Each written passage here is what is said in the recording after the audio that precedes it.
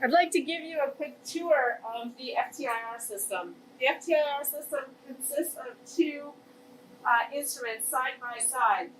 They share the same infrared source and the same interferometer, but we can choose to either send the infrared light through this sample compartment, which is good for either transmission or ATR experiments, and then the light comes over to the detector, which sits in here.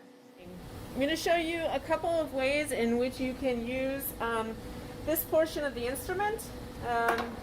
We sometimes call this the tensor, this basic portion of the instrument that is not the microscope.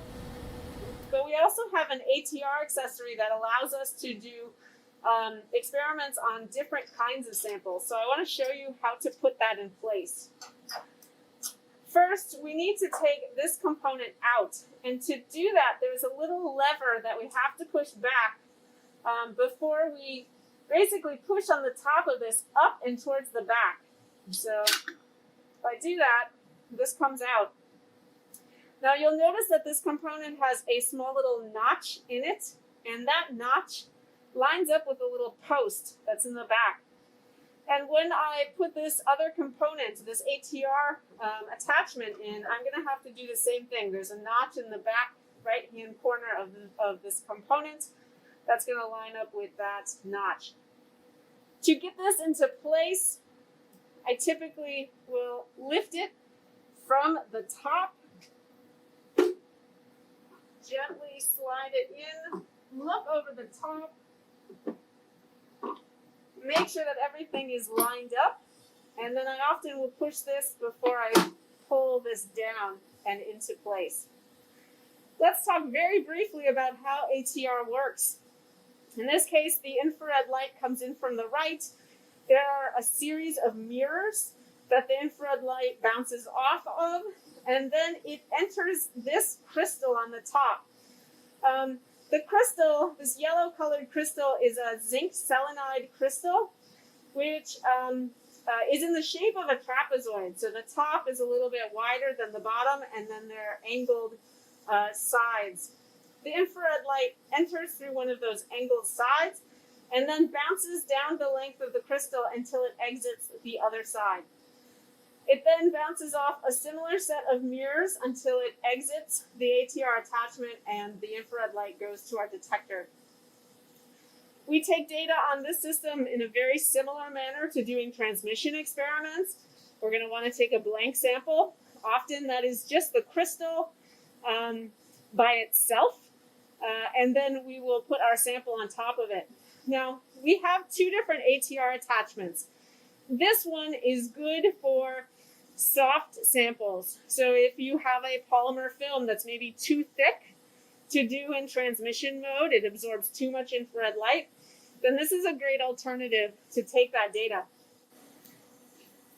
So I'm going to take some data on a plastic film using the ATR multi-bounce accessory that we have. And to do this, I'm just going to take this flexible polymer, place it on top of the crystal, and then bring this attachment down. Now this is what's going to make good contact between my sample and the crystal. And so I bring this down in place, and then I can use this little metal screw on the top to essentially apply a little bit more force between this rubber pad and my sample to kind of push it in place. Then I can go ahead and take the sample data on this. Now I would have already taken a blank scan with no sample in place and the presser foot up just like this beforehand as my reference or my blank. Now sometimes samples will leave a little bit of a residue on the crystal, or sometimes if you're looking at a liquid, for example, on here, you might place just a single drop of liquid, being very careful that it does not go over the edges of the crystal and drift down into the accessory. When you do these sorts of things, you need to clean the crystal off afterwards, and we have some lens paper. Usually what I do is I just tear off a small section of lens paper and use some ethanol to just wet that lens paper and then place it on here and kind of drag it back and forth. What we don't want to do is introduce any kind of scratches onto that crystal. So I'm not applying any pressure at all. I'm just allowing this wet lens paper to kind of drag along the surface.